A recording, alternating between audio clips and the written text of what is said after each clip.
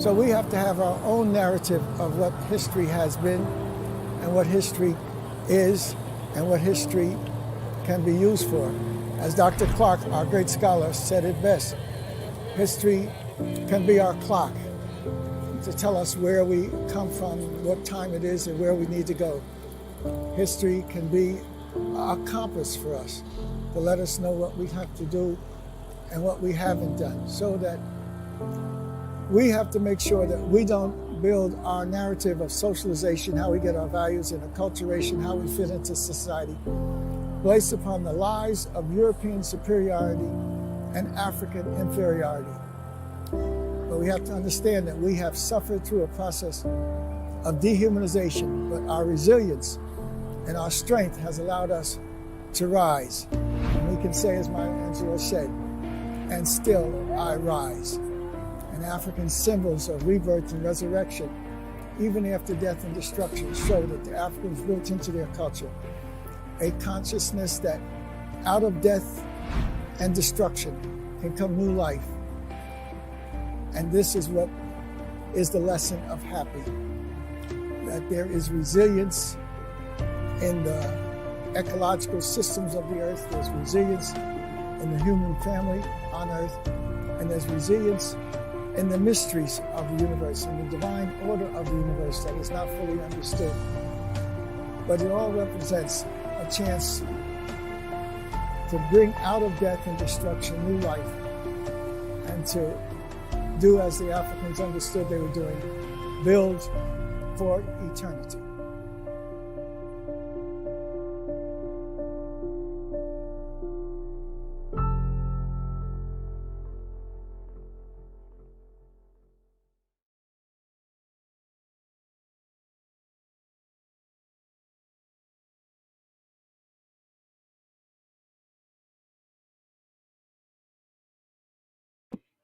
Happy Friday, everybody. I hope everyone's doing well. I tell you, it's been 1 week and everybody knows exactly what I'm talking about. It's so nice to be here. I'm not looking at you guys, but I'm definitely feeling everyone's energy all up on IG, on Facebook. It has been 1 week. So first, I'm going to get started with what we always need for you guys to do. Like, share, and subscribe to this video. We are so close to 10,000 subscribers. This is like huge for us. You know, we started back doing HAPI Talks in April. And every week, regardless of what goes down, we're doing a HAPI Talks. And it's so nice. We start off with about 500 people, and now we're up to 10,000 viewers almost. So we need for everyone that's watching it live.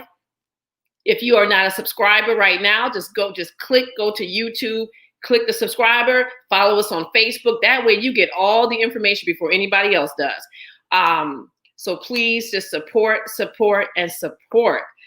Also, we have a screening coming up November 21st, and that's at 7 p.m. Eastern time. And this is going to be great, guys, because we're having somebody that we just never had this person on our panel discussion. And the panel discussions are real cool because after you watch the film, you may be feeling away, you may have questions, and we definitely want to, have a place for you to go and just, ask your questions.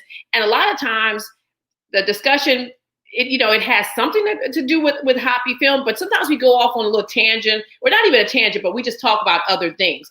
But we don't tape them, and it's like Vegas. You have to be there, and if you roll out, that's it. You just don't see it.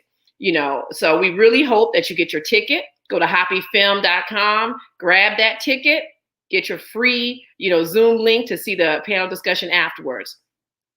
Also, while you at hapifilm.com, after you got your ticket, mosey on down to that little button that says newsletter, okay? Sign up for the newsletter, the first of every month, okay? And if the first falls on a weekend, then it's the following Monday. We will, disseminate our HAPI newsletter.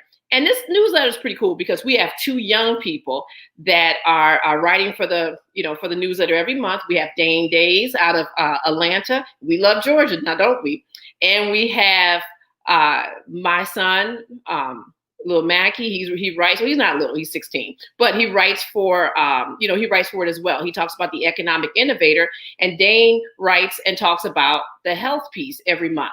We also have a little financial tip on there. We always support our Black businesses and we showcase somebody. So it's so important to sign up for the newsletter. We have a lot of good stuff coming up. So just make sure you're on our mailing list so you can get it first. Okay. Also, we're going to say it again. HAPI Film. Go to our Instagram and follow us. Follow us right here. If you look at Facebook, follow us on Facebook and follow, subscribe, like, share us on YouTube. We want to try to get to 10K. So before we get started, I'm just going to and I'm going to say this again about who we're going to have next week. We're going to have Robin Walker. Everybody loves Robin Walker. He's coming on next Wednesday. Okay, Wednesday. And it's going to be a little early because he's out in the UK. So it's going to be at 5 p.m. We're going to have Robin Walker, 5 p.m. Eastern time. So make sure you guys, tune in for that. All right. So without further ado, this is, I've known this guy for a very long time. And I'm so excited to have him on the show. And he's from my hometown. Yeah, I live in Harlem, but I'm from Detroit. We love Detroit, don't we? Yay. And so without further ado, this is the Honorable Detroit City Councilman member, Scott Benson. Hey, happy Friday. Happy yes. Friday. Happy films. Happy Friday. Yes. Happy film. Yes. We got to keep this energy going. It's a good day. It's a good day. So how are you doing? A good week. Oh, I'm fantastic. And so, Felicia, we have known each other for a long time. We have mutual friends. Your husband is a good friend of mine. Undergrad, Hampton University. Right. No, okay. Sorry, had to do it. Sorry. That's you. The other, we're about to have an AP person, a real AP person from Howard University in the White House. I'm just saying. But go ahead. Let's keep it clean and nice, Felicia. I just had to give my school some love. Doesn't mean I don't love my brothers and sisters who went to Howard. My mother went to Howard. My sister went to Howard, but I went to Hampton. So I'm going to always give love to Hampton University. But HBCU love in the house, and you're right. We do have our first HBCU Greek grad, going off to be the VP. So she will now most powerful female in American political history ever. Yep. Which now that was the Speaker of the House. Now Nancy Pelosi is the most powerful woman in politics, American history ever. It will now be a Black female who will now be the VP. So, and an HBCU grad. So that's huge. This has been a huge week, very good week. It started out very anxious, very nervous Wednesday morning. But since then, my anxiety level has subsided, and I'm pleased. I'm happy. So I'm jubilant and very excited about what the future is going to bring January of next year once we see the White House go blue again. It's going to be huge. And I'm really, although concerned about the way the country is going, the fact that you have so many Americans who are voting for the current president, I'm happy that we've got more who are voting against him and for Joe Biden, Kamala Harris, but still very concerning just based on the behavior and the actions and the philosophies of our current president. How many people support that and are willing to come out and be violent in support of those policies and that behavior? It's just very concerning, which also means we got a lot of work to do in America. And don't be lulled to sleep. Don't be bamboozled. Don't be hoodwinked. There is still tons of racism, tons of problems in the United States, and we have to be very vigilant. But we can't just let that rule our lives. We still have to be optimistic and move forward and get things done. Absolutely. Yes. So, all right. So we're just going to kind of jump in here. This question has been going around, and specifically, I'm talking about the Black community. That's the only community I care about. That's what we're talking about. So this whole, there's been like another narrative surrounding this whole notion of voting. Okay. Mm-hmm. And a lot of people feel that, neither party is really addressing our needs. So should we be voting? The answer is yes. Number one, just practically, that's how resources are given out. So one of the people who I listened to philosophically and kind of helped mentor me early on in my political career talked about politics is the distribution of resources. Mm. So politicians, elected officials determine who gets what, when, where, and how much. That's very, very important. And so now I govern in a very unique situation. Detroit is the last of the great chocolate cities.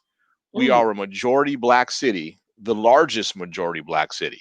And so the issues and concerns that other people have, like what you have in New York, you're very, very diverse community, very large, lots of money, lots of poverty as well. So we have unique issues as well. But it's a fact that we have so many Black people in Detroit.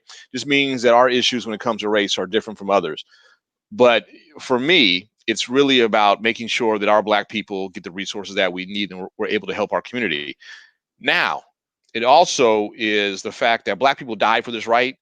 Do not dishonor our elders and those who've gone before us. Mm. They understood the importance of voting, and people are more than happy to try to take it away from you. And they're trying every day. Do not belittle that fact. But the question you ask is a practical one.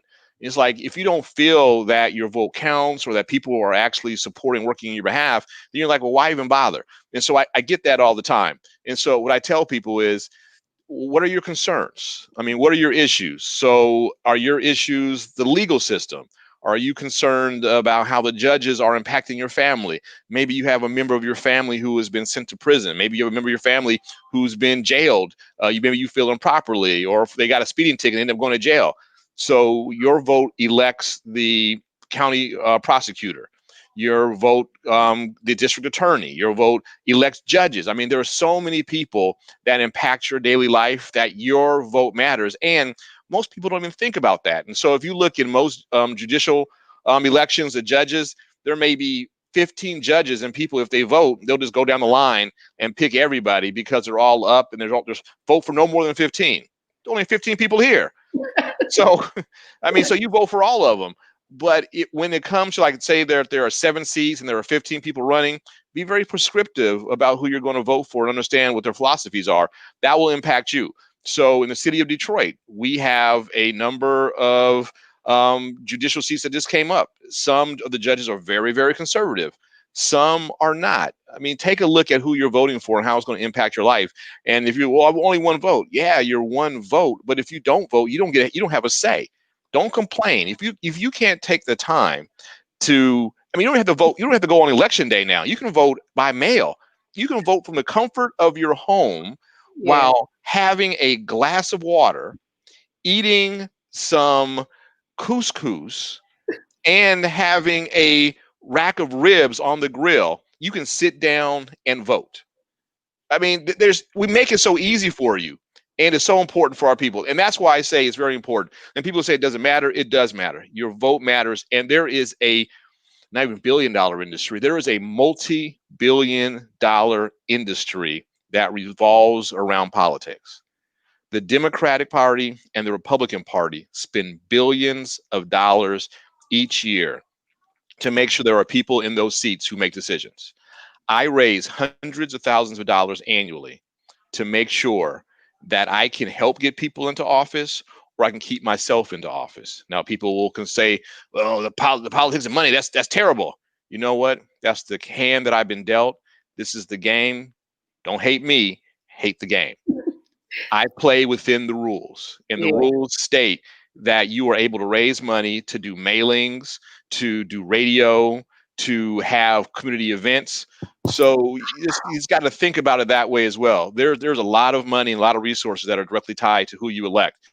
And so for me, and as you told me earlier, your aunt is my boss. She lives in my district, so I represent her. So when my boss calls me, and you told me what she's looking for, so now I got to get in contact with her and try to make sure she's a speed cushion on her street to help slow down the speeders that are going down her block. So that's also about who you elect. So if she elects me, she knows I'm going to get something done. That's my reputation. I get things done. I work hard. If Yeah. you elect somebody else, they may not be as involved, and they may just be there for the high sign and the glamour. They may not be there for the grind. They may like the shine, but they may not like the grind.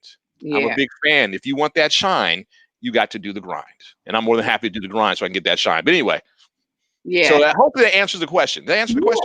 No, absolutely. Because one of the things, if people, if you haven't seen HAPI, check it out. But the main, one of the through threads of the or themes of the film is Dr. Leonard Jeffries. And if you guys don't know who that is, I mean, I don't know why you wouldn't, but if you don't, look him up. But he is the one who coined the phrase systems analysis, which is the pyramid, and it's economics, culture, and politics. And those are the three things that we need that work together. You can't have one without the other. You can't just have two and not the other for us to have successful Black communities. And so politics is right up there. We can't have culture and we can't have money if we don't have anybody repping us, just like what you're saying. And so, and in fact, when you started talking, you actually said a line that I think Dr. Melvo says when you talked about, the who gets the cut of what, who gets the pie. You said, I was like, oh, did you see the film? You got to see the film, Scott. I do now, and I want to see that. And so, and also the guy that I was speaking of, he may have seen it as well, and that may be why. That's what maybe why it may have filtered down to me through him. So, I mean, and that's true. Those who are in office, they can decide who gets what, when, where, why, and how. Yeah, absolutely. Okay. So in terms of like what we can do to just make our government work, what are some like practical things? Because we like here at HAPI Talks, we like things that we can like do tomorrow or we can do later on today. Like what are practical things that we can do to really just make the government work for us? And so here's well, let's see, that's a big question. What is it that it's not doing? I guess will be my first question. And so I'm a municipal official. So you have the cities, you have the county, you have states, and then you have your federal government. And there may be some other authorities and other things that are mixed in there as well. But it's really about what do you need? So a good example is your aunt who told you, I want my employee, Councilman Scott Benson, to give me a speed cushion on my street. Okay. So she now knows somebody who has a direct line. So you are talking to a person who can get that done for her directly. And so she knows who her council person is. There are other people in my district. I'm not sure how I haven't gotten to them yet. They don't know who their council person is or how to get a speed cushion. So it's very important that number one, you need to know what you want and who has the authority to get it. So if she makes that same request to County Commissioner Jewel Ware, she won't be able to do that. That's not her lane. She doesn't have the authority to do that. Okay. If she says, Councilman, I need some help with my Social Security, I can't help her there. That's your congressperson. That's federal. So it helps to know what you need and who can do it for you. And this is why it's also very important to be educated on how the process works, which is a civics class, and then who is there to do it. And so, I mean, we all have so much stuff to do. It's hard enough just to know who is in these seats, let alone to try to do their job and go downtown and do it. Let the people who you pay, they pay me for this. Let me take care of that for you. I'll do that running around. That's why you hire me. So it's really, I would say the answer to that question would be, get to know who your elected officials are, who represents you, because you are their boss. So your aunt is my boss, and I let my bosses know that I work for them. So, but I also let the people who I'm the boss of. So I let my congresswoman know, this is what we need. I let my county commissioner know, this is what we need. Mayor, I need this as well, because I'm your boss too. We have a interesting dynamic because I'm on the council and he's the mayor, but they work for you. And so, I mean, just know who represents you, because you can vote for them. Hopefully you vote and you vote for them. And what do you need? And then let them know. And that's, for me, that's how you make government work. Now, here's the issue. If your elected official is not responsive, doesn't do what you want them to do, then you need to be working, let them go. And that's when you get to come up and do their job review, either every 2 years or 4 years or 6 years. If they're doing a bad job, give them a bad mark. Vote for somebody else. Because what you're doing is you're voting to fire them and hire somebody else. So every 4 years, I have a job review where my constituents, my bosses can say, Scott, you have done a poor job. We're going to vote for somebody else to get you out. Or you've done a really good job for us. We like the way you're doing your job. You represent us well. You take care of our issues and concerns. We're going to hire you again for that job. Okay. Yeah, because I was about to say there's a lot. I don't know if everyone's like, oh, this is what I'm doing, and hey, I don't know. I think that maybe in theory they may feel that way, but I don't know if the practicality of that, like, happens. And I think that's why a lot of people are like, why even vote? Because it's like no one's listening to me anyway. So I appreciate that. And I'll say there are bad elected officials. I mean, there are people that I work with who are in this business. I'm just like, you're terrible. But there are ones who are really good. I mean, they're really engaged. They go out. They really want to hear from the constituents. They know who they are. They're in their communities. And there are others who are just here to collect a paycheck. But that's with anything, and it shouldn't be that way. But it's just we're human as well. People like to think of elected officials as less than or more than. I mean, I get up early in the morning. I'm like, I do not feel like getting up today. Or I'll hop out of bed. I am pumped. I got a big vote today. I can't wait to go downtown and fight. I mean, it's just, we're human as well. We have our foibles and we have our saving graces also. Yeah. What made you get into politics? A need to help my community, which is always very cliche. So here's my situation. And so in 2002, I went away. 2002, I went away to the war. I was gone for a year. And when I came back, my neighborhood was in worse shape. No, that was in 2000. I went away. Yeah, I went away again in 2008, and I came back in 2009. And at that time, when I came back, my neighborhood was exponentially worse than when I left. I mean, there was more blight, more abandoned homes. I was just like, wow, I've been gone a year, and the city is going down and down. And it's easy to complain, but I have been working in the nonprofit sector. I've been doing real estate development. I'm an urban planner. So I said, you know what? Why don't I try to take my skill set to Lansing and try to help there and bring resources back to my community. So we weren't getting the resource I thought that we deserved or needed. And I was still very new and green in this. So I thought, I'm going to go to Lansing and do this. No, I ran for state rep twice and lost. And then the city went to districts for city council. And so I decided to run and I won. But I think it was a much better fit because the issues that I wanted to really work out and handle were municipal issues. I wanted to do real estate development. I wanted to get jobs for my people. I wanted to bring more development and investment into my community. And I've been able to, my talents are uniquely fit at municipal level right now. And that's why I went to politics, because I wanted to bring resources to my people. Who gets what, when, where, why, and how. It's less about gland-hatting and kissing babies for me. It's more about being at the table, cutting deals, and making sure we're getting investment and people spending money and investing and making the quality of life for our residents better. That's what I'm about. Yeah, no, absolutely. And, that's kind of leads to my next question in terms of like, what is the relationship between money and politics? Like, oh boy, that's a hot topic. So, they're inextricably tied together. Just because, the city of Detroit, our general fund is about $1 billion a year. You live in New York City, you guys are probably closer to 100, maybe about $100 billion a year. You guys are probably up there. I think we had Senator James Sanders, and he was talking about that. I was like, wow, that's a lot of money. Yeah. But think about all that it has to pay for. Your police, your fire, your subway system, your hospitals, your schools, the teachers. I mean, there is so much that the government actually spends and pays for. So Detroit, about 700,000 people. We got $1 billion general fund. And I think we move about $6 billion, including grants and everything, across our books. If you go to a city like DC, similar size, about 700,000 people, they have I think a $30 billion general fund, because they also do the same job as a state will do, and as a county will do, and as a city. So that's why they're like a city state, because they have hospitals, they have schools, they have the mass transit system, and so they have all the health and human services, like WIC, all that. They do all that within their government. City of Detroit, we don't have schools. We don't have.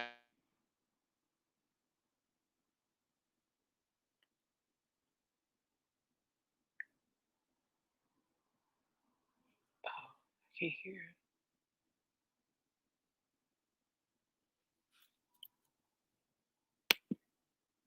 Oh, you're muted.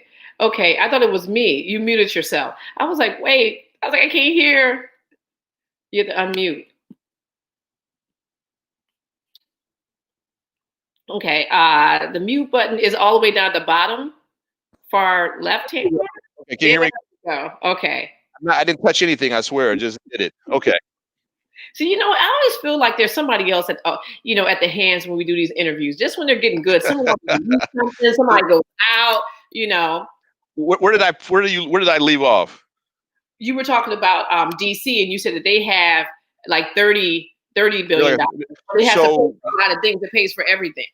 So I'm also the national president of the Democratic Municipal Officials, and so which means I sit on the DNC. I sit on the executive committee of the DNC. So I help make decisions for how the Democratic Party moves, and I'm responsible for 45,000 Democratic municipal officials around the country. So my good friend Anita Bonds, who's a city councilwoman in DC, she tells me about what they're going through, and I talk to my good guy Derek Green in Philadelphia and Gilbert over in Chicago. So I get to hear about what's going on in different municipalities. But so DC, $30 billion. They have the hospitals, the schools, all that good stuff. Detroit, $1 billion. Still a very big budget. But if you think about what you're paying for, I mean, it makes a lot of sense. And every dime gets spent. And there's very rarely a budget surplus or basically a savings that you get to hold.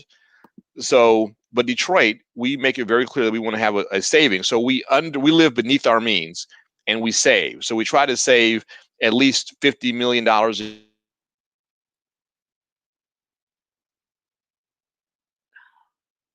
what happened?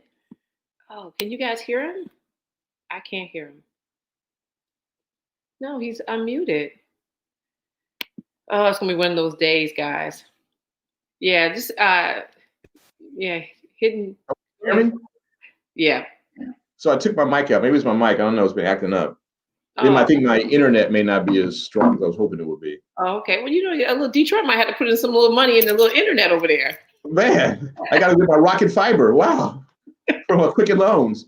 So politics and money, because you distribute. So as an elected official, you have the ability to approve contracts, which is huge, and put resource. So the state level, you're putting in like $10-20 billion, $300 million contracts and processes and initiatives in place.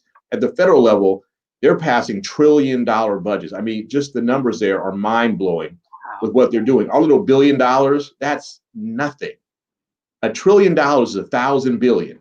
It's like 1,000 Detroits as well. I mean, it's mind blowing how those numbers work at that level, and they can print money at the federal level. So that's how money and politics are so huge. And so when you're talking about a U.S. senator, I mean, they vote on $1 trillion budget.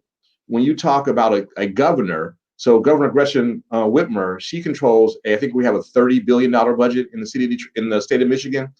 She presides over a $30 billion budget. Wow. Mayor Duggan, he runs a $1 billion budget. That's a lot of money. So when you think about politics, think about how much money is being spent. So if I have a $1 billion budget and I decide we're going to focus on speed cushions like your aunt wants, we're spending probably we're going to $5 million a year now on speed cushions. Now think if you got that contract. So maybe two people get a contract for $5 million, you got a $2.5 million contract. That you can eat on a $2.5 million contract. Absolutely. So this is where, and the mayor is going to be the one to have a big say on who gets those contracts. And so that's when it also gets dicey, because people then there's cronyism and are you doing something under the table? There's a lot of money that flows. So it's really important to pick people who are going to be honest and play within the rules. And say you can give your friend a contract as long as they go through the proper process, they bid, and they win it legitimately. You can say, hey man, there's a contract, you should go and apply for it. If they win, they don't. But you just can't give it to them and make sure that no one else is out there, and you're trying to make sure that it costs more, and you're trying to give them more money. And people go to prison all the time because they are giving out contracts inappropriately and doing inappropriate things with the public money. Be honest and work for the people and not for yourself, and you can be very, very successful here. But money is a big part of politics. It goes back to what you're saying. Who gets what, when, where, why, and how. Yeah, and that's the whole thing. It's like, so I think that's why it's important, family, that we, that we we look in our communities, we see, okay, who's repping us in a real way, and we put them in a position where they can then, come back to, be able to, make sure that we're okay in terms of like just being able to sit at the table to even be up for a contract. Like in our, like if we don't have anybody that's really repping us, we won't, possibly even know about the contract or even have a real, fair shake at it. So it's important, that we get that done. So now, what is the relationship between economics and politics in terms of police brutality? Like, how do those two things? Economics and politics and police brutality. The politics plays a big role. And I want to separate police brutality out of that. I just want to go because that's a very loaded situation in question. Mm-hmm. So right now, with the Black Lives Matter and everything that's going on around the country, there's been a lot of attention paid towards how the police interact with communities of color, especially our community, because when it comes to somebody dying or getting beat up, it's always us. I don't see it happen to a lot of people. It's always us. Yeah. Let's be honest about that. So recently in Detroit, we had, this is a bad way to say it, but we had our civil war back in the 70s with Mayor Coleman Young. So he was the first Black mayor of the city of Detroit. And he ran on desegregating the police department because of the way they treated Black people back then. They would kill us, they would beat us, they would roll up on us indiscriminately and have no type of accountability. So he ran on that.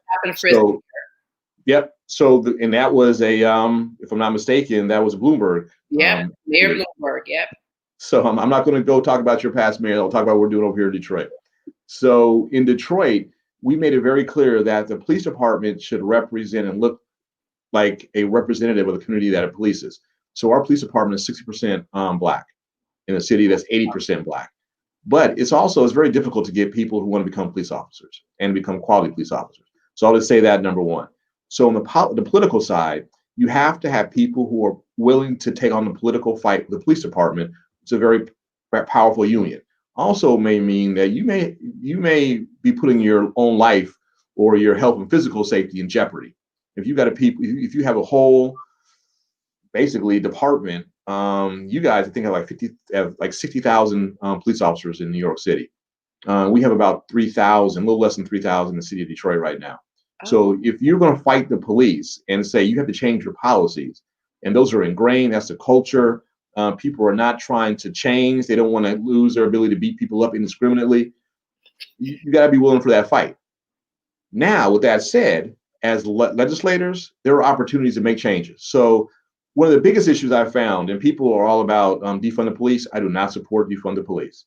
To me, it comes from a very privileged position when you can go into one of the poorest cities in the country, the poorest large city with high violent crime rates, and tell people we need to defund the police and look at other ways to do that. No, my people tell me I want more police, guys. We need more police. We need to get rid of these criminals.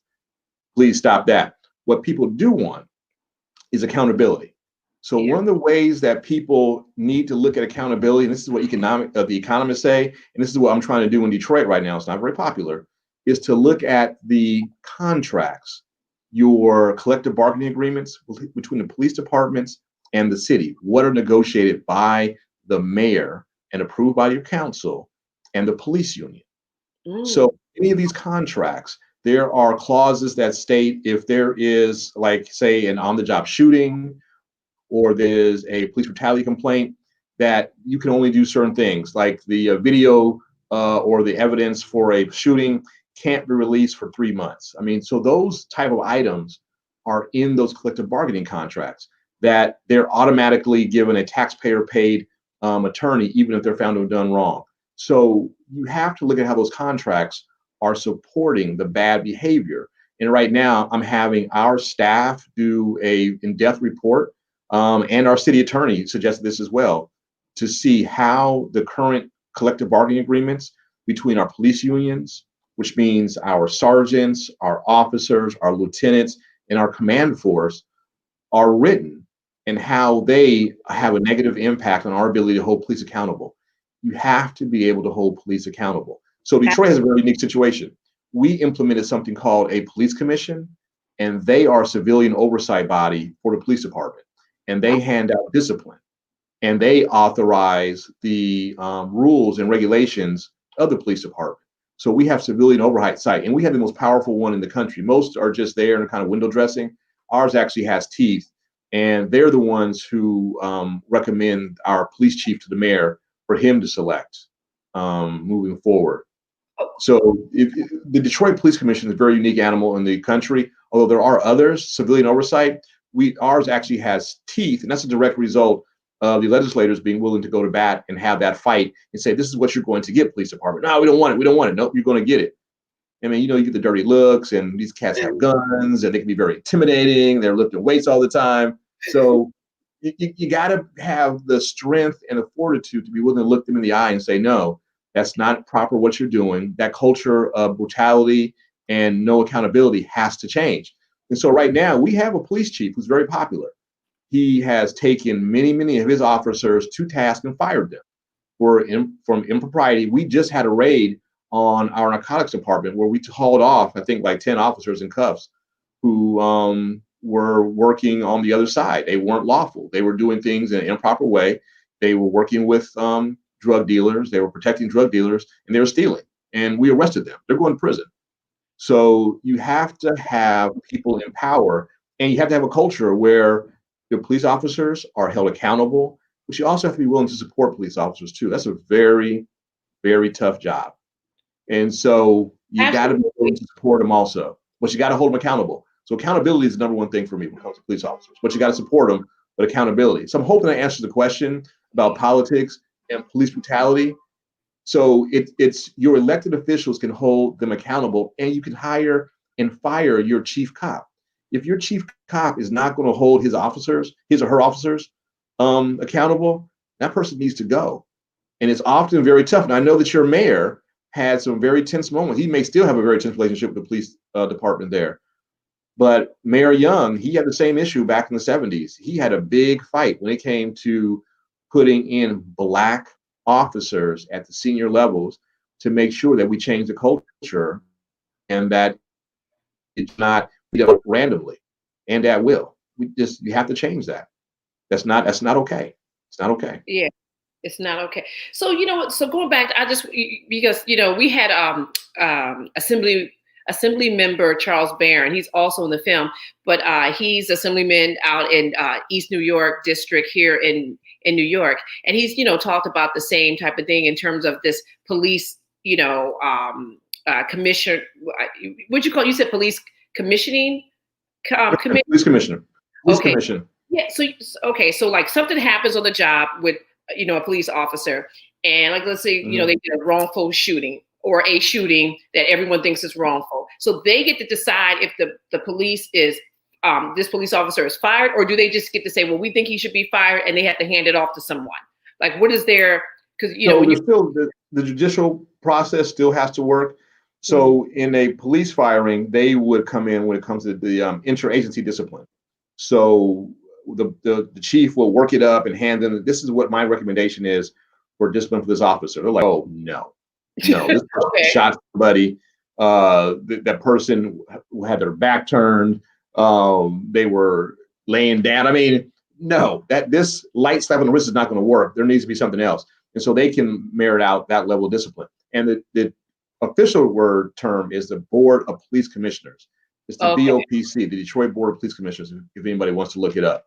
And so there's a situation, and I looked at the question again. You asked about the economics. And so this is where the economics. So people don't often want to give to elected officials.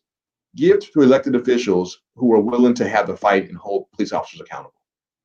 That's how you help your economics work. And so when people don't like to know, help somebody run and get elected. Help them pay for those mailings. Help them pay for that that Facebook and that Instagram ad.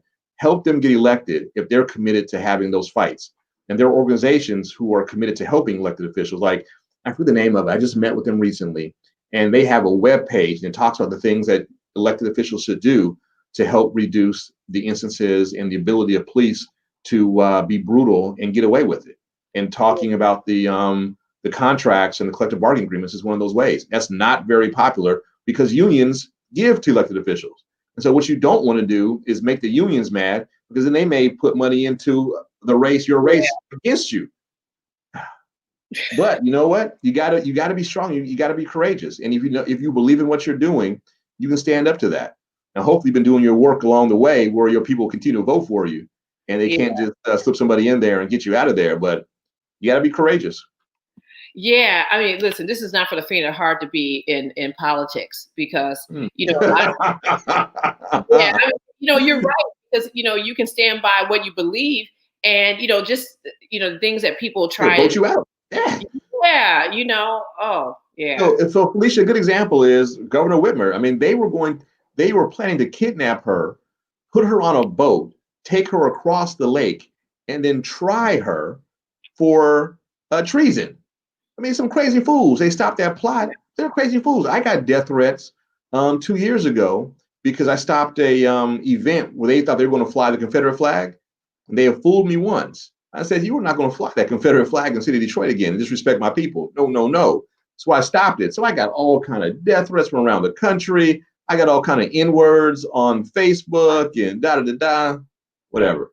But I mean, you just got to be courageous. You have to be able to be willing to stick by your guns and do what's right for your people. yeah. I always wondered about the governor in terms of that. You brought that up with because they were up on like the little state with the guns and this and that. I was like, why were they not arrested? Like if you're planning, and like and they tell their whole plan to everyone. Hey, Yeah. we're going to do this and that. The fact that you even know what the plan is, but like no one's arrested. And I always, I was sitting there thinking, and I was like, I wonder if those were just some brown people doing those exact same thing. Putting the manifesto like on Facebook and this and that. Would we be able to just kind of walk away, from that?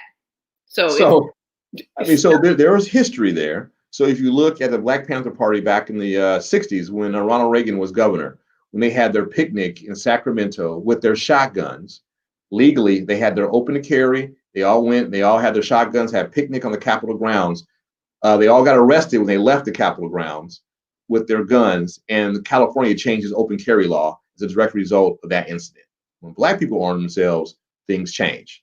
You also remember what happened in Philadelphia with the organization. They were anti-establishment, and they burned them up and killed babies and women and children there. Yeah. I mean, so there's a long history of the law not working for us. And then you go to Oregon, where you had the separatist group who say you're not going to be able to manage how I graze my cattle on this federal land. Now, mind you, they want to graze their cattle on federal land without paying a permit. Not your land, the people's land. And then you got mad when the government came in to regulate you, which is their right, our right, and you wanted to have a standoff and shootout, and nobody got, I mean, you shoot at the police, and y'all got hauled off in handcuffs. Now imagine if Black people were shooting at the police. Yeah. You think that they would be able to walk away in handcuffs? Or walk away, period? No. I doubt that seriously. I can't say what would happen because it didn't, but I just have a sincere doubt that the federal government would let anybody walk away in that situation if they were people of color. But that's just me. Yeah, well, and that's really why a lot of people don't just have faith in the government. And my thing is, well, we have to figure out something. We need a plan. Like we got to have a plan. I mean, we built this country. If you want to leave the country, that's on you. We built this country. We have equity in the United States. Absolutely. I mean, and packing up and leaving, I do not want to sell my place and then move my family overseas and then start up again. I got no family there. Now imagine people do that all the time. People immigrate from other countries where they're not as stable. There is strife. I mean, if you go look at what's going on in Lebanon right now, I mean, they've had that's not been a stable country for decades. If you look at what's going on over in parts of Eastern Europe, I mean, it's not stable. Here in the United States, we at least have stability. So, and I know it's not a perfect place, but if you can imagine, I mean, you have the ability to walk down the street, and know that when you come home, your house is still going to be your house. It's not going to be somebody living in your house saying, well, hey, the government just overturned. This is my house now. You got to get up out of here. What? You know that no one's. You have a secure mind that when you go to bed tonight, the bank account that you have and the money that's there is going to be there tomorrow, and it's going to be valued at approximately the same level. So the stability that we have here, I mean, people would love to have this level of stability and economic stability. So, I mean, it ain't perfect, but we're doing a lot better than a lot of other people, a lot of places around the world. Yeah. So how important are like the local elected officials? Well, I'm a local elected official. I think we're very important. I think we're the most important. That's what I want to say. We're the most important. So it all depends. So when it comes to the ability to have a change, when it comes to somebody helping you in your Social Security or your or say your a federal law or international diplomacy issues, I'm not that guy. But if you have an issue where you want to make sure that your trash is being picked up, that the lights are on, that your police are not brutalizing you, that your fire department is going to come in a timely fashion, that your parks are being maintained in your community, that the development that you don't want to happen in your neighborhood is not going to happen, or that person who wants to buy a property and pollute in your neighborhood is not going to happen, then those are your elected local officials are the ones you want to talk to. Your daily life is really impacted in a great way by your municipal elected officials in a great way. Your roads, your lights, your police, your fire, your just the ability to go get your trash picked up. And I know there's a history in New York City where sanitation has been a huge issue there. And the whole public health and sanitation movement came out of New York City as well. Back in I think it's late 1800s, you guys had the first sanitation department in the United States, New York City, just based on the density of the city and the need. Yeah. So and if you don't have a sanitation department, that's deadly. I mean, you think of the pandemic we have going on right now is bad. Just think of cholera and just a rodent infestation and just disease running rampant, like 10, 20 different diseases. I mean, that's huge. So, and people take it for granted, but your local elected officials play a huge role in your quality of life. And remember the policy of a stop and frisk. That was a local policy. That wasn't the federal government, although they had to eventually come in, I believe, and shut that down. Yeah. That was your mayor who implemented that policy. Yeah, I think the first year it garnered something like 652,000 arrests. The first year out. Yeah, I mean that's crazy. And you guys have like 10 million people in New York City. I mean, that's a ton of arrests, man. That means people are just nonstop arresting people. Exactly. Yeah, you know what? When you were talking about, you had mentioned something about transportation, and I just want you to talk a little bit because I was looking at you on your bike, and you were talking about the transportation system in Detroit, and then you started biking. I was like, okay, wait, what's going on over here? So tell me about that. So I'm an avid biker, so just know that. So I ride on a regular basis, and just like Kevin, I know that he rides as well. Yeah. So, but for me, in the city of Detroit, 30% of our residents are transportation insecure. They don't have access to reliable vehicular transportation. So it's very important that they have other means. And for me, a bicycle can be one of them. It can't be the only one. I mean, we're a 4-season city. So this is not Los Angeles. So, I mean, on December 31st, it's not going to be 80 degrees here. It's going to be closer to 20 something degrees here, and maybe more. Negative. It's not a pleasant experience. But if you go around the world in other locations, people who can't afford cars, they take motorcycles and bicycles, they walk, and take the bus. So there was a point when I took this job, our bus system was almost non-existent. I mean, it would be 2 and 3 hours between buses coming. You have mothers standing in the snow in February waiting for the bus with their kid. I mean, that's no quality of life. That's terrible. You might as well not even have a bus system if you can't rely on it to come on time. So now our bus system comes on time. We have bike racks on our buses. So if they have something called the first and last mile.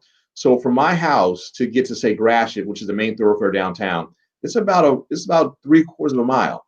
Who wants to walk that every day? I mean, I'm okay with it. But, if you're a senior or you're young or you just have a bad day, maybe you like to get there a little faster. So you can ride your bike from your house. 3/4 of a mile may take you at the most 7 minutes if you're going really, really slow.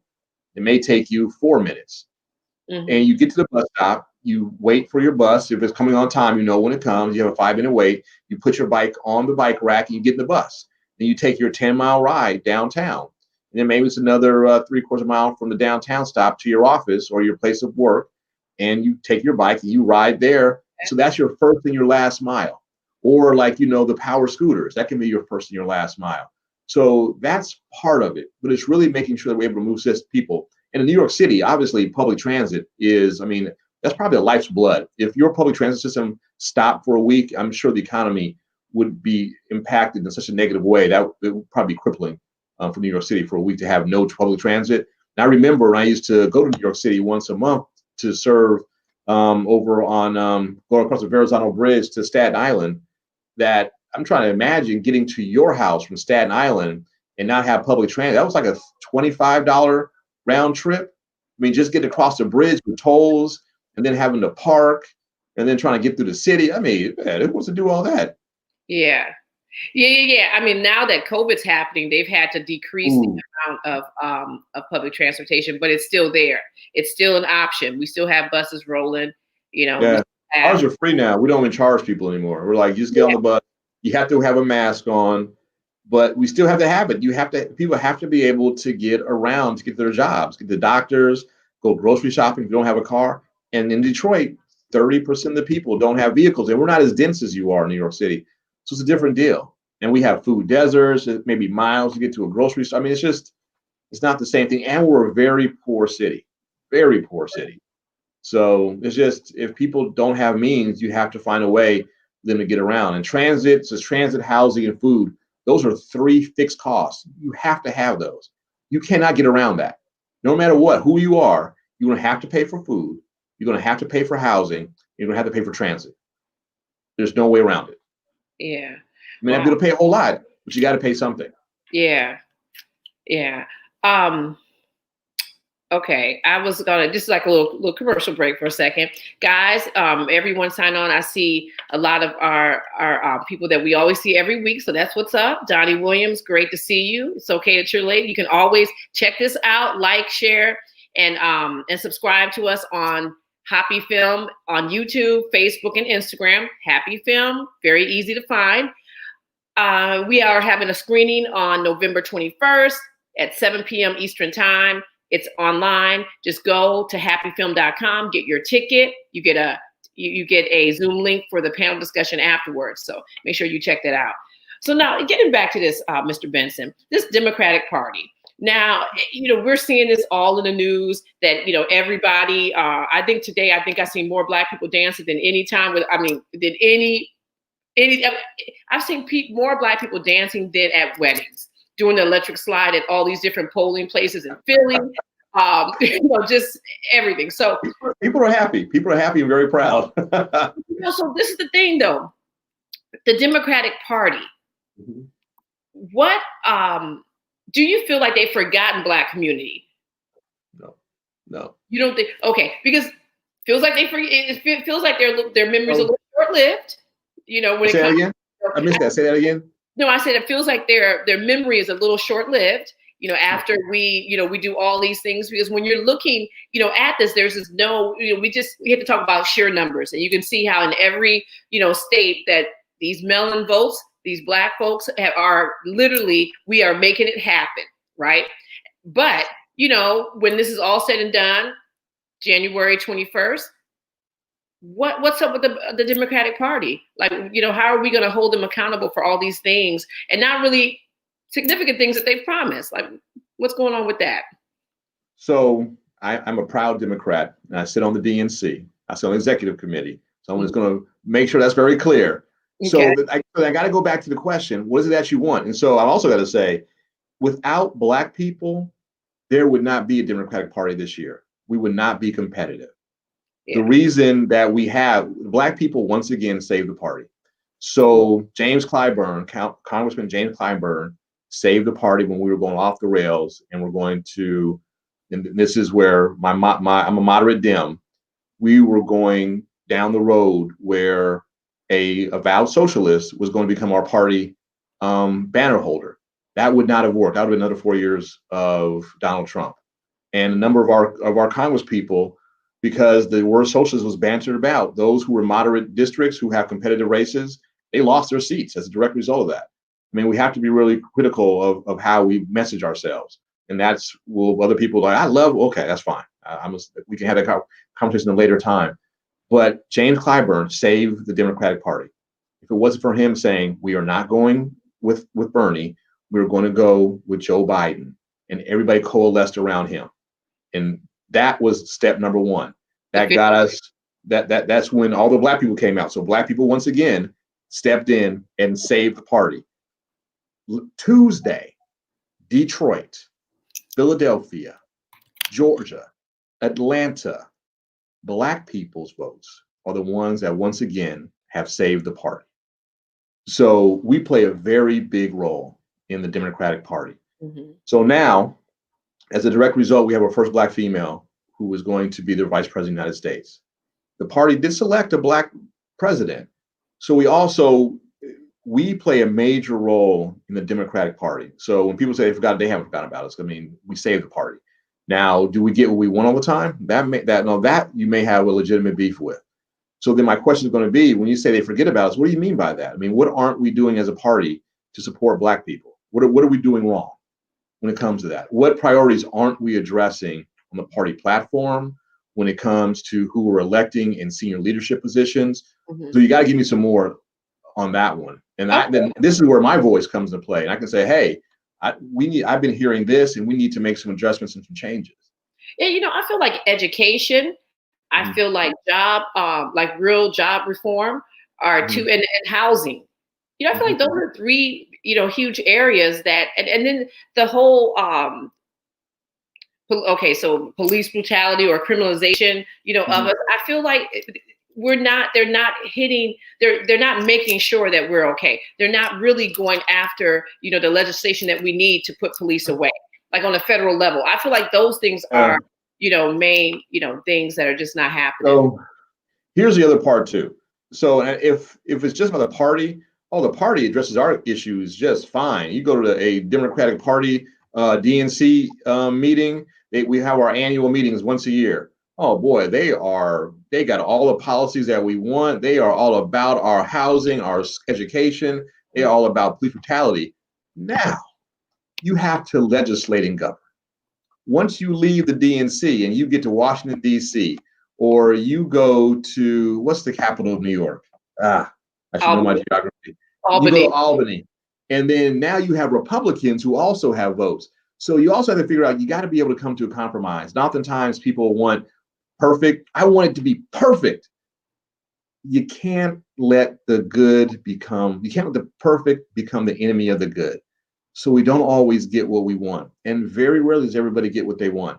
So even in the city of Detroit, I try to do things. I think this is fantastic. My colleagues say no. So you got to come to a compromise, and things shift and they don't get to where you want them to be. This is also about, how do you support your elected officials to get what you want? So, and I'll say it again, the Democratic Party, they do a much better job at meeting our needs than the Republican Party when it comes to social issues and when it comes to issues that represent the vast majority of us. You will see a number of Black Republicans because they're typically there for the fiscal issues at the Republican Party. And typically the Republicans have more money than Democrats. We're more focused on social issues and diversity and things of that nature. They're typically more focused on the money and business.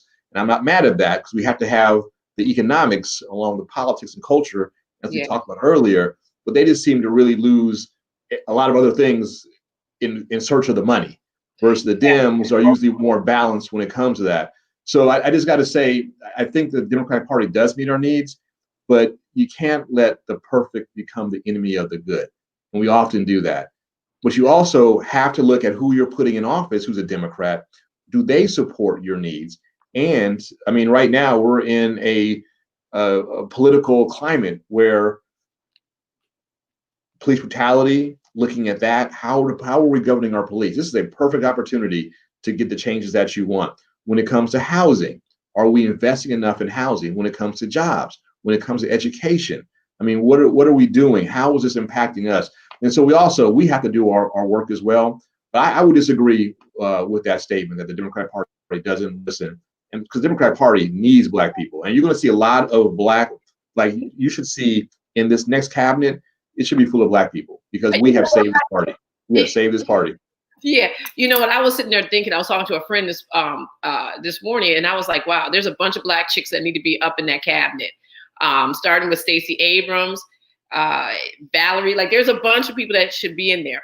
So now, do you Real think? quick, I think Stacey Abrams may be on the short list to head the DNC next year. I think she would probably be, because she is so active politically. She didn't win for governor, and she may not be electable for governor. And he's got to be honest sometimes about what the future is. But to be the person who runs the DNC and make sure she whips the votes and keeps Democrats in office, that may be a very good space for her. That's a very powerful position for Democrats. Oh, I never thought about that position. Yeah. So do you think Black folks should just create like our own party, have a separate political party? And there are people who have done that. The problem is that the infrastructure is with the two parties. I support those who want to keep the third option, and you want to be a socialist, you want to be the working people's platform, the Green Party libertarians. They don't have the infrastructure, and no one's going to take them seriously. So you have Bernie Sanders, who is a socialist out in Vermont. That's Vermont. I mean, you've got one of the congresswomen in Detroit. I mean, she is on the Democratic Socialist webpage. She's one of the poster children. Congresswoman Tlaib. You got in New York City, you got Congresswoman Ocasio-Cortez. I mean, she's very well aligned with the socialists. She's part of the squad. She's part of the squad. Yeah. Well, yes, that's what they are. So we got one here in Detroit. But you have to just kind of look at what kind of infrastructure do those off parties have. I mean, it's a labor of love, and you really have to love to be in a situation where you probably aren't going to win very often, which also means that you're not going to be able to get resources attributed to your people. I'd much rather be in a situation where I can sit on the DNC executive committee and have a vote and a say on how we're setting policies and distributing resources around the country, not just in my neighborhood, but around the country. So I'm gonna roll with the Democrats, and they meet my moral compass, and I can support a lot of the policies that, not all of them, but a lot of them. Yeah, I like that moral compass. And and that's one of the things that Dr. Jeffries talks about, is that your culture helps you to dictate that moral compass, your cultural beliefs. So now, are Black people disenchanted? Are Black people disenchanted as it relates to politics? And if so, why? Some people are. Yeah, of course they are. I mean, just what you said earlier. Does a party, does it really represent us, and is it supporting us? I say it does. I mean, could it do better? Of course it could do better. Yeah. And also, we're not just a monolith. I mean, we're very unique people. I mean, we're diverse. I mean, color, religion, background, how we got here. Are we a first generation? I mean, are our people brought over on slave ships, or did they immigrate on a tuna boat? I mean, we are also not just one community that just moves in the same direction. So we have to look at how do politics and how does a party support us individually. So your concerns in New York City are going to be different than my concerns in Detroit, which are going to be different for my cousin's concerns in San Francisco, California. Yeah. So we have to respect our differences, and it can't just be about me. We have to be willing to compromise to get the best deal. And it's also something called, and this is something I learned at Hampton University in ethics class, was a deontological view, which is the greatest good for the greatest number. Yeah. So, and that's something they do in China. That's also a really diverse country as well. People don't realize that. It's also very diverse. And so they believe in that philosophy. It's the greatest good for the greatest number. So if we're moving the ship, there are going to be some who want to be in speedboats off to the side, but the vast majority of us are going to be in that big ship, and we have to do what's best for the greatest number. It can't just be about the individual, although we have to respect the rights of those individuals. Still, it's got to be the greatest good for the greatest number. Absolutely. So, which also means you can't move quickly, and all these cool things you may want to do, and these nuanced issues. So here's a good example. Last summer in San Francisco, 2 summers ago, in San Francisco at the Democratic Party convention, it's a year out from the election. We're starting the process. You're seeing the Republicans were having their debates at that time, so you knew who was going to be coming on that side. Excuse me, we were having our debates, and so you knew who was going to be coming. But you had we set the rules for the debates for the Democrat. The environmental group, they really, hey, Stanley Kirk is there. So you had the Stanley Kirk, good to see you, man. You Hampton, the house. So you had the environmental. They're like, we want to have our own debate. It's got to be about environment.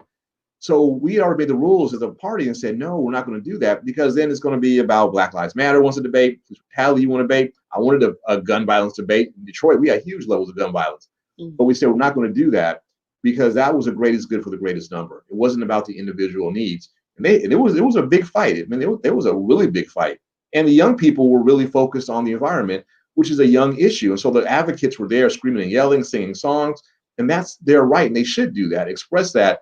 But in the end, the compromise was we would do a town hall where the candidates could do it individually, and they would talk about the environment and greenhouse gas and how important it was. They were not going to do a debate based on an issue. They would do debates, general debates with everybody.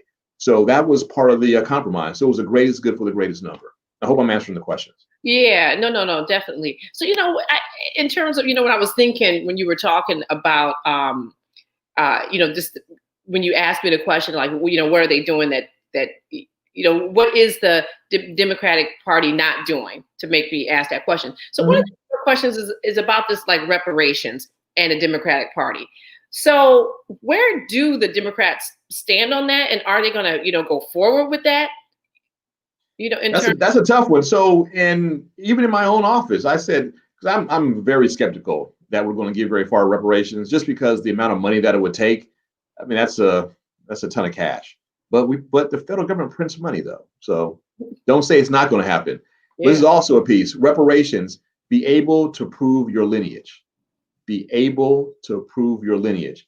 Everybody wants to say, well, I'm a descendant of slaves. That's going to become very popular if we get reparations. Mm-hmm. And there are going to be a lot of people who are not going to be descendants of slaves and can't prove it.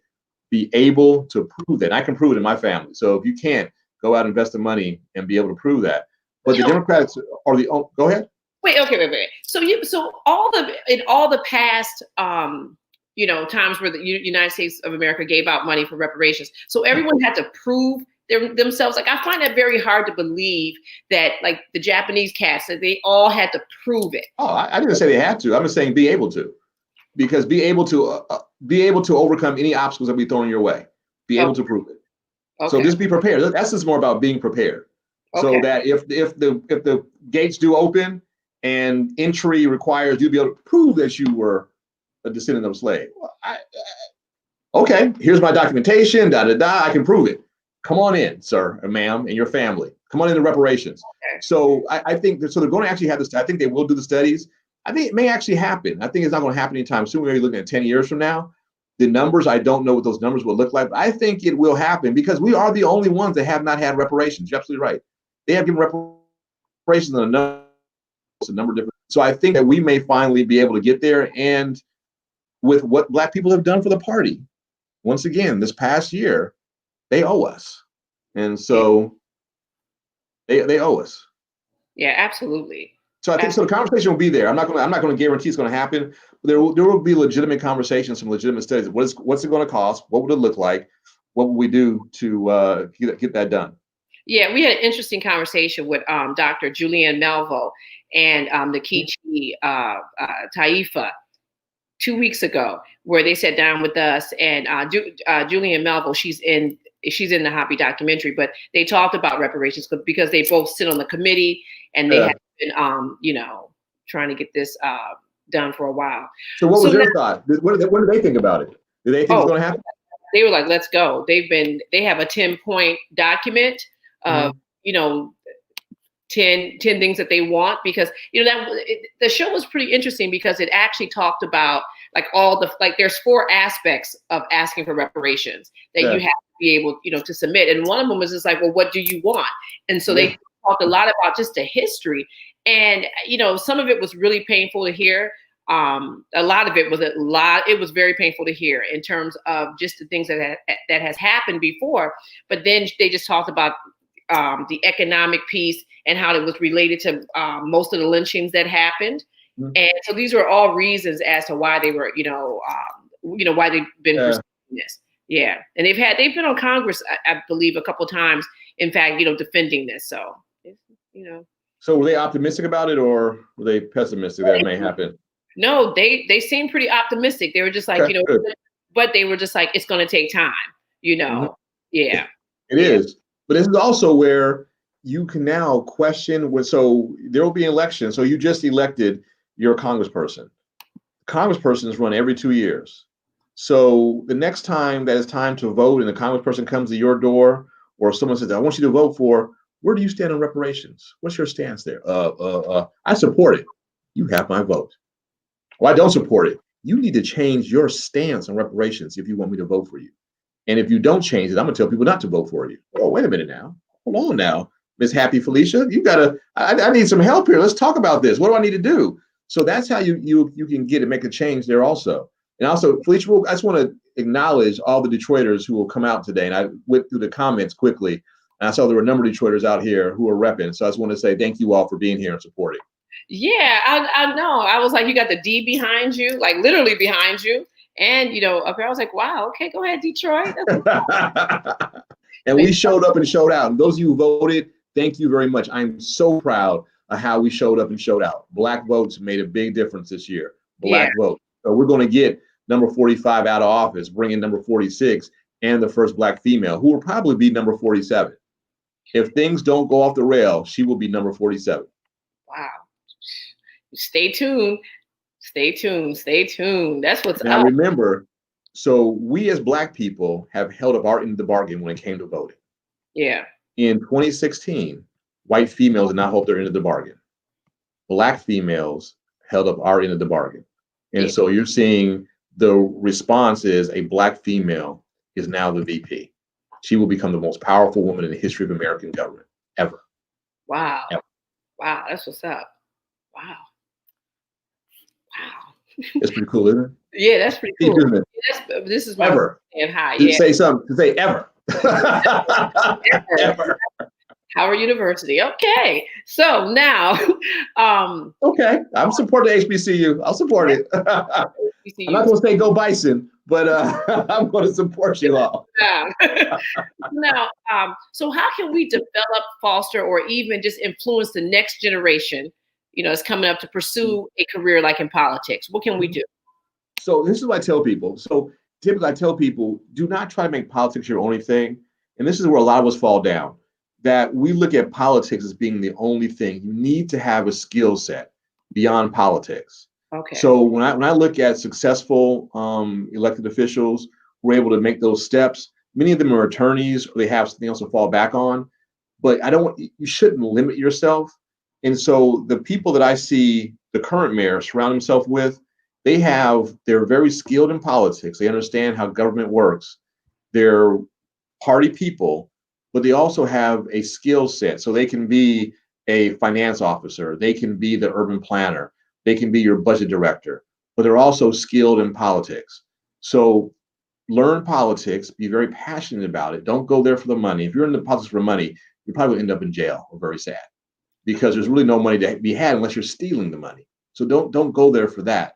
Go there to help your people, but also be prepared to do other things so that you can also get the money.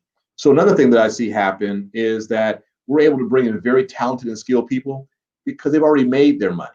They're like, you know what? I can take this pay cut to help and have an impact.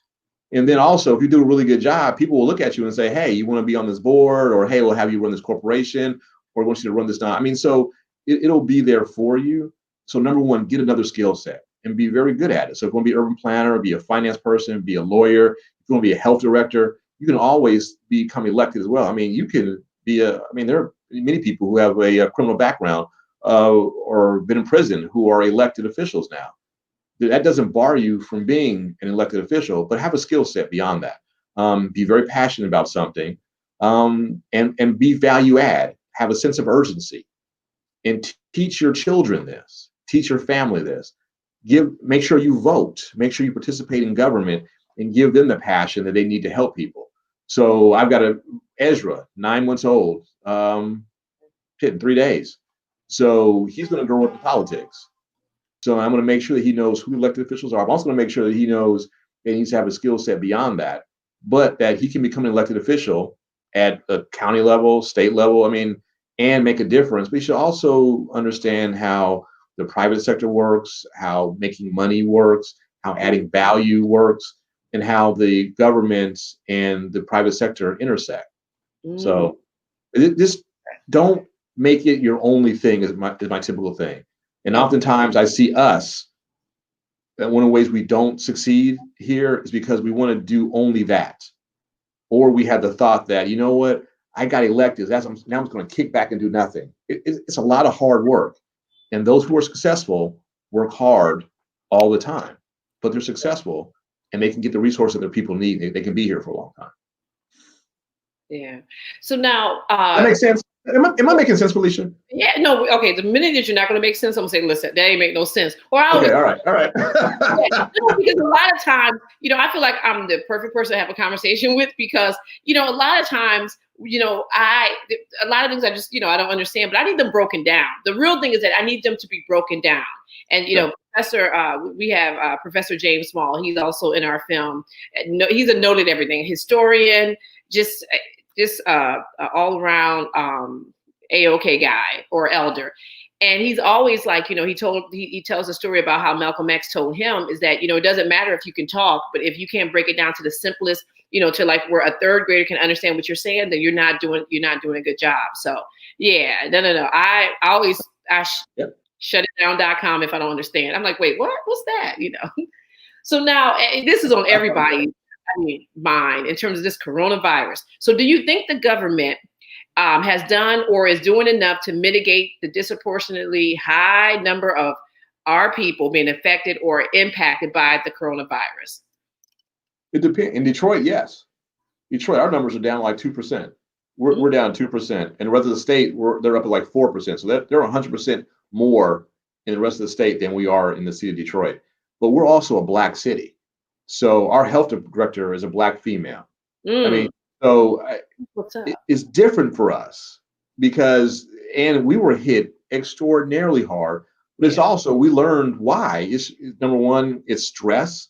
Being Black is very stressful. Being poor is very stressful. Yes. Having a sedentary lifestyle, having an unhealthy lifestyle. We're also the fattest city in the country. So there were a number of things, diseases, diabetes, it's just obese. There's a lot of that in Detroit. So those are many of the people who unfortunately passed once they caught it. But now we're understanding it better. Now we have people wearing masks. People in Detroit are socially distancing. If you're not, we arrest people in Detroit if they're messing around. We will shut down parties. We shut it down. Your irresponsible behavior is not going to kill me. I'm not having that. So now, does that happen in other municipalities? It may not. I'm not sure what they're doing in New York City. I know that you guys were at the cutting edge. And that's a little point of contention because there has been parties where they have been shut down. Black parties, people got arrested, thrown in handcuffs and thrown in the paddy wagon. But there had, been like Jewish parades where none of this happened. Where they're just like, oh well, the city, they let us having a parade, and that's why, this whole. Again, all of these things contribute to, why a lot of times I think Black folks are just rogue in terms of like, look, I'm just gonna try to make sure I'm okay, like my family's okay. And this, collective coming together and believing in one thing may be a little challenging for us sometimes. Well, there's also that goes back to who are your elected officials? Absolutely. Do we have people downtown who are decision makers, not just people downtown, decision makers who are representing us, making sure that our best interests and our needs are being met. So in Detroit, it's easy. We're 80% Black. Yeah. It's hard not to do something that's going to support Black people, but it happens. But it's hard not to. And it's hard not to focus your attentions on supporting and making sure that Black people are going to be healthy. And so the decisions that we're making, the grants that we've been getting, the policies that we're implementing, and people go, well, you're just being me because I'm Black. No, man, your bad behavior is going to hurt all these other Black people around here. You have to be held accountable. If you're having a party on East State Fair in Pelkey, that's going to impact someone down on Hickory and 6 Mile. Man, you got to stop that. Those are both Black neighborhoods. And so your bad behavior will hurt somebody else who's Black. So you got to stop that. Yeah. Now, what they're doing up in the UP or up in Washtenaw County, I can't help that. That's on them.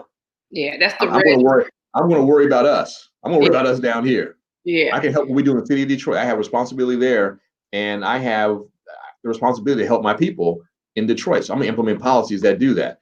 Now, New York City, this is where the whole diversity piece comes in, and this is where the economics come in. Yeah. Money talks, and if you don't want to hear that, but it does. And that's why it's also very important that we position ourselves as a people to have the money. And I also think this is where we fall down as well as Black people. In the city of Detroit, we have political power. I mean, we have a white mayor right now. We won't be there forever. Yeah. But what we don't have are the economics. And the reason we have a white mayor is because he could get the money together to be elected. And money talks in elections. So he could do the mailings. He can get on TV. He could do the parties. I mean, he could pay for people to walk and knock on doors. Other people didn't have that type of those resources. And money often determines who's going to win. And so if you don't have enough Black millionaires or billionaires or business people who can help offset and counteract and fight the money that's going to come from the white corporate sector, it's going to be very difficult to determine your political outcomes, which is why it's very important that we have people with money. We have to have the money to go to battle and employ our people, to set up shops, to do those type of things. We got to have those dollars. If we don't have it, then we're at a disadvantage. We have to have the money as well. Have to. Yeah, and and that's the thing. We've seen plenty of there's plenty of Black people who do have money. They just don't have the cultural piece that that will employ them to give money to the right places. And that's where that I tell you, we just keep going back to systems analysis. It's like you can't have one without the other. We need all three of these things. We have to hold our Black middle class and our Black financial elite accountable. They have to be willing to support. And they can't support publicly because they're not really financially independent. They're dependent on somebody else. Yeah. We have to be able to give them the ability to do it secretly and not shame them because they're not being out in front with their fist up in the air walking down the street. If they have the fiscal resources and it's dependent on their not being that loud, then allow them to do that, but to still work with them to give. We have to support each other. We have to. Yeah, absolutely. And listen, if there's any of those Black middle class folks, any of those Black elite folks that don't want anybody to know that they're supporting HAPI, it's okay. You go to hapifilm.com. We got a little GoFundMe page because all this, we are, trying to get our little economics together. When this film initially, was thought of, we had this whole big theatrical tour that was going to happen. We were coming to Detroit. I remember. Our spot at Charles Wright Museum. We were like, yes, we'll make it happen. But then COVID happened. And so we had to, change things around, and we had to think of a whole new plan, which meant a new marketing plan, which also meant, money. Everything, a lot of things come back down to money. And so we had this GoFundMe page that this film has really, we have a couple of investors, but it's a self-financed film, and films aren't cheap. And when you look at it, you're like, oh my God, it's beautiful. Wow. They're, these characters, they're in Egypt. Yeah. We were in Egypt. Like, it wasn't like stock footage. We were, we took Dr. Solange Ashby and we shot that in Egypt. Tahuti Films. Thank you. They were the production house. That ain't cheap, is it? That's not cheap, is it? No, none of it is. All Black, all Black, piece. And so we have this GoFundMe page. You can feel free. You can just hit the little button where it says you don't want nobody to know your name. And you Black elite, you Black middle class folks, and feel free to give money to HAPI so that we can get this film globally, because that is very important. The messages, it's so interesting that, a lot of times when people come on to HAPI Talks and they're talking, these are all things that are documented in HAPI, the role of economics in the development of civilization. That is the full film name. And a lot of people don't know that we actually have a documentary. So, check it out. But a lot of things that you're saying, it's all like in our film. It's really like the structure of our film, and specifically like that whole political piece, everything that you're talking about. So it's really important that, that we definitely support you. So This is my last question. Unless if anybody has questions, put them in the chat now, and so that I can ask the Honorable Scott Benson, to answer them. So my last question is, what has been your greatest battle and your greatest achievement since you've been in office? Okay, good question. My biggest battle was I had a big fight when it came to how we're going to do development in the city of Detroit and engage the community. Have you ever heard of community benefits? No. Well, So community benefits, are. it's jargon. Community benefits are typically seen. So large developments come to a city. So let's say like when they built the arena for the Brooklyn Nets. So they had a community benefits program. The community came around and said, hey, you know what? You guys are going to be driving trucks through here. Going to be disrupting our lives. We're going to have all these tourists and we're going to have games come on down here. This is not what I signed up for.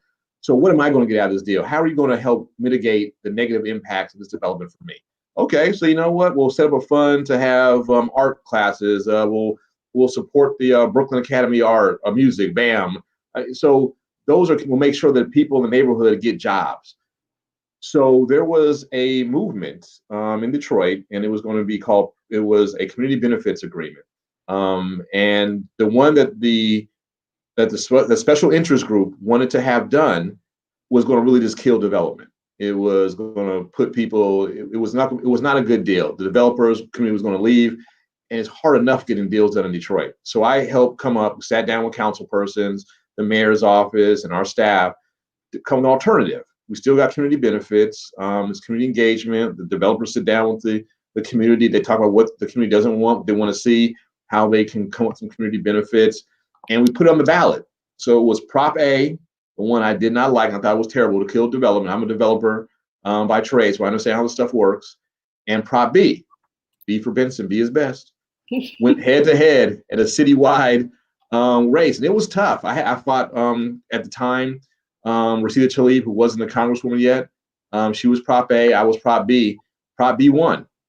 Wow. So, and it's a law of Detroit. And we have community benefits. So all deals above $75 million have to go before the community. We make a big to-do. We have a neighborhood advisory council that's elected by the residents.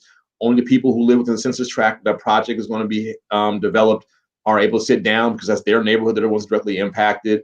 And the developer signs off, and it becomes a part of the development agreement that you have committed to do these things to the community.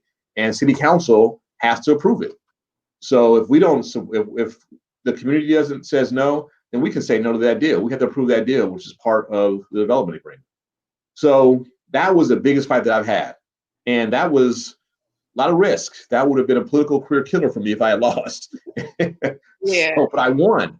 So that was the biggest deal. That was the biggest fight that I've had challenged as an elected official. Well, it just actually seems like it was both. It's both it was like your biggest battle, but it was also your biggest, success. But see, I have a different one for a biggest success. That was a big one. Oh. So this last year, I changed the sign ordinance in the city of Detroit. Doesn't sound like a big deal. Signage is very polarizing and something that no one had been able to change in 30 years. And they thought that they were going to send me into a fool's errand, but I won. I got it done. And I funded public art as a direct result. Okay, wait, what signage? So like Times Square. So off-premises signage. So like Coca-Cola and Pepsi, billboards, things of that nature. So our downtown Detroit that was illegal. You could not have off-premises signage, like big murals or signs downtown. Okay. So I got that authorized, and as a direct result, if you want to have off-premises signage downtown, you have to put money into a community art fund to offset the negative impact of this signage. And so we should see about $200,000 a year come into our community art fund, and that has to pay for art, either murals or sculptures in our neighborhoods outside the downtown area. So we're going to fund community art. We haven't done that in the city of Detroit in generations in our neighborhoods as a direct result. That was my biggest win ever. And no one thought I could get it done. And we did it. And it's going to actually pay for public art. And so that's what's more exciting to me, is that I'm bringing public art funded by downtown. And most people say, downtown, That y'all only do stuff downtown. No, downtown is going to pay for the art in our neighborhood. So Philadelphia is a city of murals. I'm going to challenge that by making Detroit a city of murals and public art, and it's going to be funded by the sign industry, not your tax dollars, by the sign industry. And so very proud of that fact as well. Wow. Oh, that's what's up. Congratulations. Thank you. Well, so do you have any closing thoughts? Anything you want to Well, say? you know, this has been fantastic. We've already been here an hour and a half, and it's flown by. I see all my Detroiters are over here, and I'm just glad. I saw a story about someone who rides their bike 7.5 miles a day in zero weather. Myself, I also ride year round, even though it's nice and warm. I'm gonna get on my ride tomorrow. I ride year round, long as it's dry and not icy. I ride public art, and public art is cool. My man with a K. So it's really good to see everybody supporting HAPI, and it's good to see the Detroiters coming out tonight to support me. So I really appreciate that. Thanks for everybody for coming out. And just know that what we're doing in the city of Detroit, and oftentimes people say you only do stuff downtown. So my district is the northeast side of Detroit. I do not have any of the traditional sexy neighborhoods.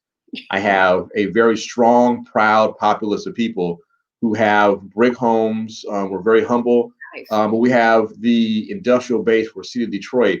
And so for me, it's really an honor and a privilege to be able to try to bring resources like public art, like investment in jobs, factories, more jobs to our community.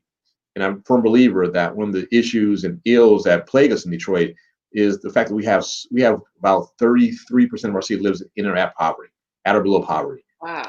50% of our children live at or below poverty.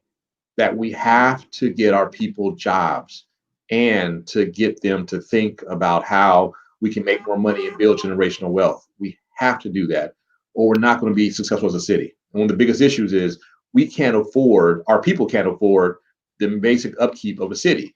And so when you look at our neighborhoods, people aren't getting home loans to do the upkeep on their homes, and you shouldn't have to improve your home out of cash flow. And Felicia, you have a lovely home, I can see there. And I'm sure you all are probably maybe taking some equity out of your home to do some improvements there.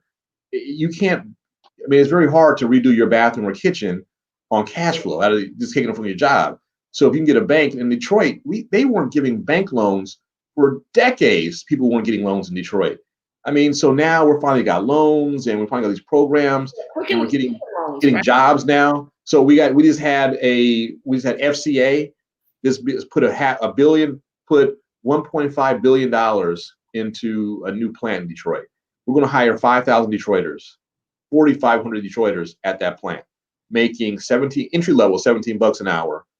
Top end is going to be about $29 an hour, and that's before with benefits. So we're going to have a whole generation of people who are going to be back in the plants again. So we're going to build up that black middle class again, which is huge for us. We got to get people with money. Money in the city of Detroit is going to be critical to our success, so we don't go back to bankruptcy. We have to get our people employed and working. Yeah. We have to. Yeah, absolutely. Absolutely. How many council members are there? 9. Oh. 7 districts. I'm in a district, 3rd district, and then 2 at large. Okay. Oh, okay. That's what's up. All right. Well, listen, thank you so much, for hanging out with me on Friday night. And I'm so proud of you. Like this guy right here used to come to our house and bring us chicken and rice and beans every time he would visit. You didn't say that you were part of the Coast Guard in the reserves now. Because at the beginning of the conversation you were like, oh yeah, when I came back from the war, I was like, that's right, you were in the war. Twice. Yeah. So thank you so much. I'm just going to have you hang out in the green room for a second while I finish up here. But thank you so much. Yeah. Felicia, this has been great. Yay. Thanks everybody, especially Detroit, for coming out tonight. Appreciate y'all. Y'all came out, showed out, and voted. Thank you. Yes, straight from the D. That's what's up. All right, guys. So that concludes HAPI Talks for today or tonight. Listen, please like and share, subscribe to this video. Again, we have a screening November 21st, okay, at 7 p.m. Eastern Standard Time. And it's going to be online. Just go to hapifilm.com, get your tickets, and then you can make sure that you are set up, because you'll get a special link to watch a private panel discussion that's afterwards. So just go and get your tickets. You're gonna, hear a lot of good information. It's important for your family. Like, this is a must-see documentary, HAPI. So hapifilm.com and make that happen. Make sure you sign up for our newsletter. And like the council member said, if all you rich elitists, not elitist, but elite Black folks and middle-class folks, don't want anybody to know that you're supporting the cause, you can go to our GoFundMe page. That's right there. When you sign to our website, it says GoFundMe right there. So just thank you guys again. And next week, we are going to have Robin Walker, and that will be on Wednesday. And we're going to start a little earlier because he is, going to talk to us from the UK. So it will be at 5 p.m., November 11th. That's next Wednesday, Robin Walker. So make sure you check him out. But other than that, thank you guys so very much for tuning in, and I'll see you guys.